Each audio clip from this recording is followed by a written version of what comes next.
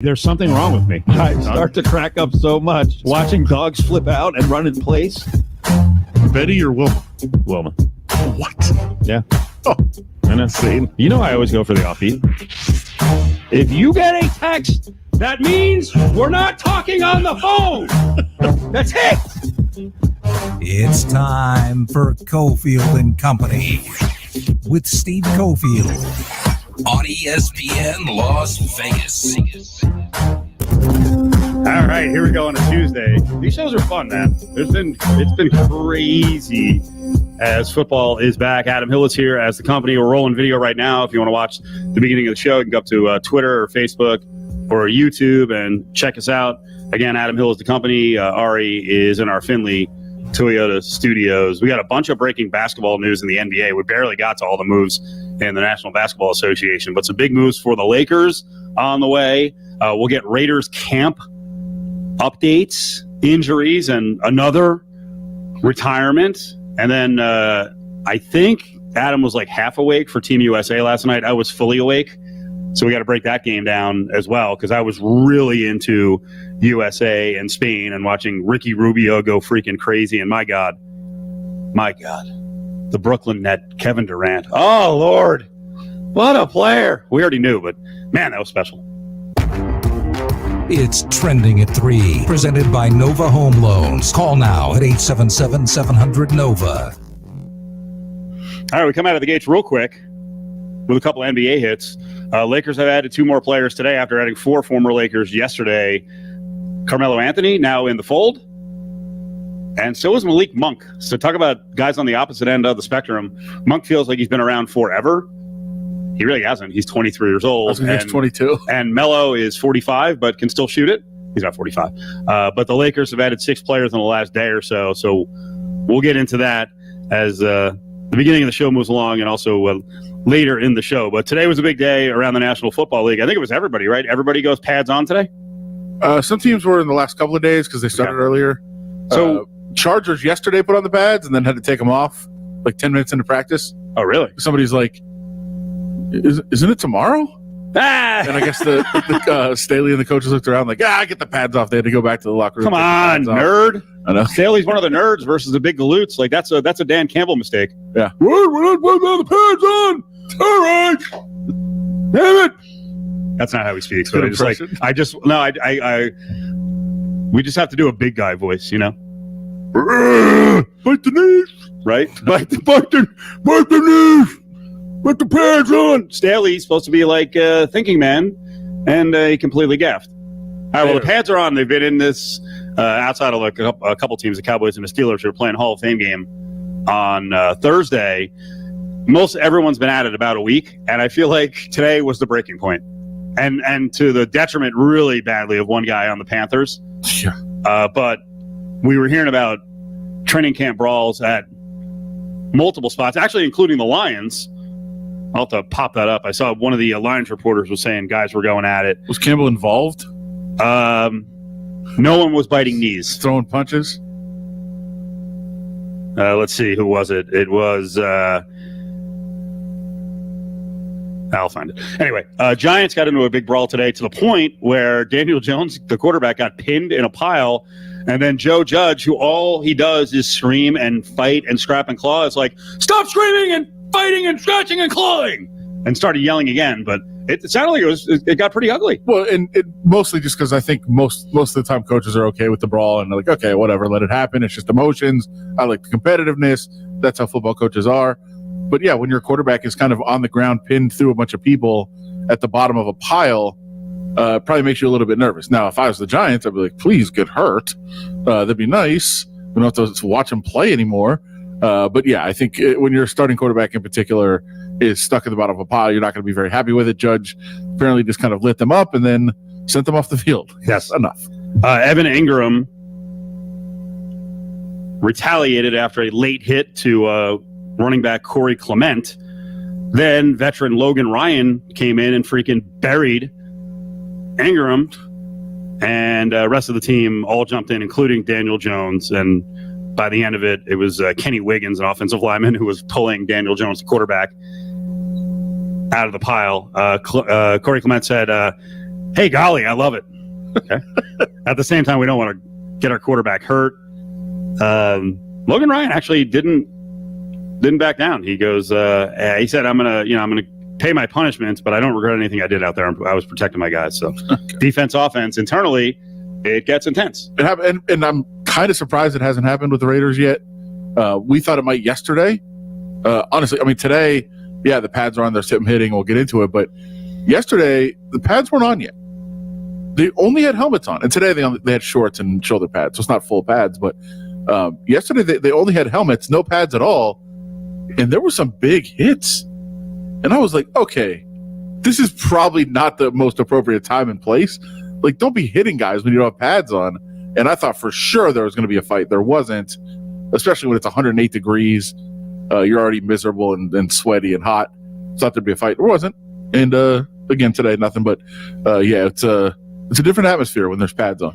Panthers practice, it got real nasty. Oh, yeah. Apparently there was a vicious hit. Do we have video of this? Does anyone dare post the video? I saw like a very far away video. Okay. I can't really see much in it. But yeah, it's a pretty brutal shot. Keith Kirkwood was taken off on a stretcher. Matt Rule, the coach, said he had some movement. He actually came back to the facility later on. He's got a concussion, but the hit was laid on by a defensive back, a safety, JT eBay, who's been cut. He's been waived, and this was Rule. I think before they made the decision to waive the kid, but you could see that he was annoyed. I'll probably talk about this once, then I'm going to move on.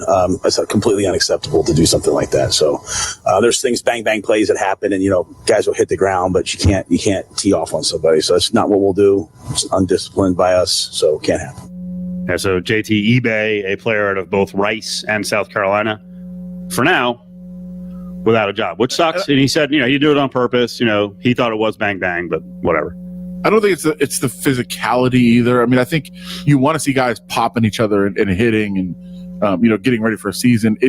That looked, again, I can't see the details of the hit from the video I was watching. But it looked like it was more like dangerous, where you could potentially hurt somebody. Because I don't think coaches, for the most part, get upset about a big hit. I'll say, and I won't say his name, I don't want to call him out, but there's a player on the Raiders that loves to hit in practice. And it's actually not somebody you might necessarily think of first, but he's just popping guys all the time. And you're looking around. We know Jonathan Abram from the past, like that's been an issue, but there's another player and I'm looking around like, man, this guy hits a lot during practice, but he's not like causing injury, and he's not potentially hurting guys. He's just hitting guys really hard during practice, I think, to make an impression. And there's that fine line. And it seems like most of the guys in the Raiders, most of the guys in the NFL in general, kind of understand that line of teammates and practice and everything else. And this one seemed to cross it. But you also understand, like, these are guys fighting and scraping and clawing to try to make a team and try to make an impression. And you see a hit to be made and you make it. That's how you've been playing your whole life. So you understand how it happens. But you also have to know that as professionals, a time and a place. Anything special going on at Raiders camp today? Some of the old guys back? Yeah, Alumni Day. We have a very distinctive line that we're not allowed to cross from where we are in media, so I couldn't really walk over and see a whole bunch of them. One guy that we know very well, I kind of saw over there, and he yelled out. So I asked if I could cross the line for special permission to go talk to our friend Curtis Terry, who was over there. But I saw, some older guys, like Charlie Garner was there, which it's a blast from the past for sure. Donald Penn I saw over there. But like I said, I couldn't really walk over to see most of the guys. Did the Raiders lose another player today to retirement? They did. Is that the third? Third in a week. What's going on? So who was it today? And this is, Theo Riddick is one thing. He was a little deeper down on the running back chart. I mean, this most recent guy is a guy who had to play a lot last year. Yeah, and I don't necessarily think he was going to play a lot this year, but Sam Young, veteran offensive tackle, actually a guy that wasn't really going to be back in the mix. I think for the second time out of three of these retirements, it's a guy that probably was very close to retiring and kind of got talked into coming back and, providing some depth to the team. And, it turns out that Sam Young, a week into training camp, decides to walk away. I haven't seen any statements from any of the guys that have left. I'm trying to track those guys down, of course. But Sam Young, again, I think his plan was probably to not play. And I think the Raiders called, said, hey, we got a really young offensive line. We need some depth. We need some experience. You should give it another shot. And he did. And now he goes. So I think all three of these instances, going back, for 5 days now of three guys retiring, all three individually are very, very, isolated. And you just say, okay, yeah, of course. Sam Young makes a lot of sense. He wasn't going to play. They brought him back. He's in training camp. It's 108 degrees. I'm sure he's like, what am I doing? I'm out. Theo Riddick, kind of the same thing. He had tried to retire last year, according to John Gruden, and Gruden talked him into coming back last season and then did it again this offseason. Said, hey, come on back. So I think individually to say, no big deal. But I think you do start to ask questions, and, we're asking those questions now of, okay, why have three guys decided to retire in 5 days? It's kind of weird. Even though, again, taken individually, there is nothing really to be read into it to just say, hey, look, this guy makes sense that he would walk away and retire. But 3 in 1 week, kind of weird. All right, we'll get back to that in the 5 o'clock hour. Curtis Terry was just chiming in on our stream and said, "Don't forget about your boy Bill Romanowski." Oh, he was there? What does that mean? You didn't see him, or he's not your boy? I knew he was there. Oh, okay, all right. And Curtis with the big appearance. Curtis, I think, was impressed that Romo was there. Okay, yeah. Why wouldn't he be?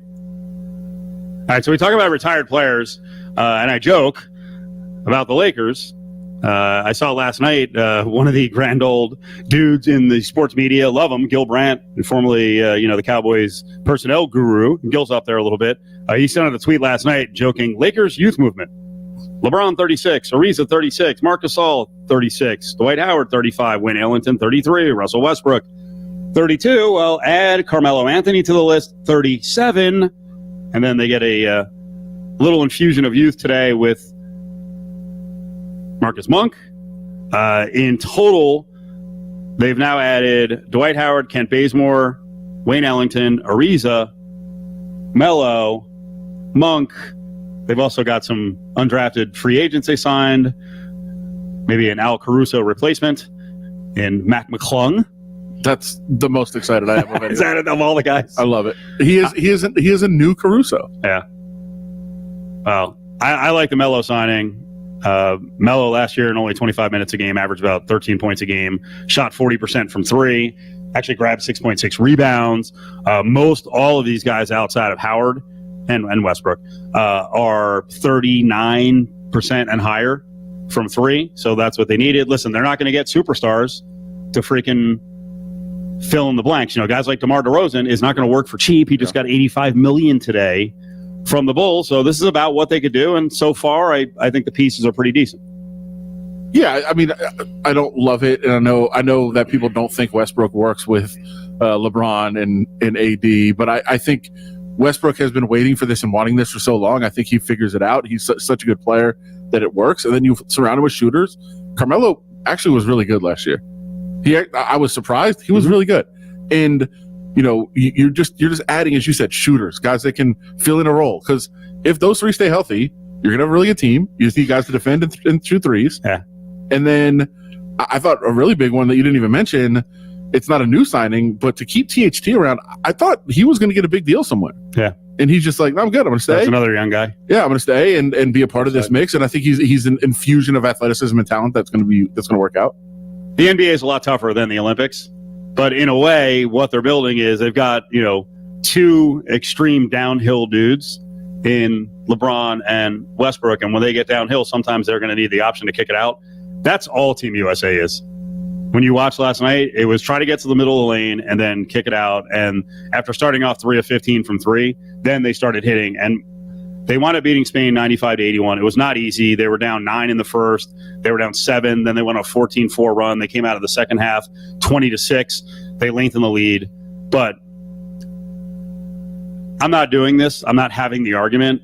But I said it during the NBA Finals and right after when everyone's like, Greek Freak, it's his league now. Kevin Durant's the best player in the world. He just is. Last night was a perfect example because those were a lot of those shots last night were contested shots, hand and face. Man, he hits from all different angles. His 3-point stroke is pure. He was ridiculous when they needed it. And the other thing was I loved his fire. when he started hitting shots, he's like, come on, let's go. And I thought that it spilled over to other guys, and especially some of the younger guys, because while Dame Lillard for a while couldn't hit crap, right? And I thought there were mixed results from the bigs. Like, at times Bam was good. At times Dr. Dre was good. But Draymond Green at times I thought also lacked some effort on the offensive glass. I thought the energy of Jason Tatum in the fourth was freaking awesome.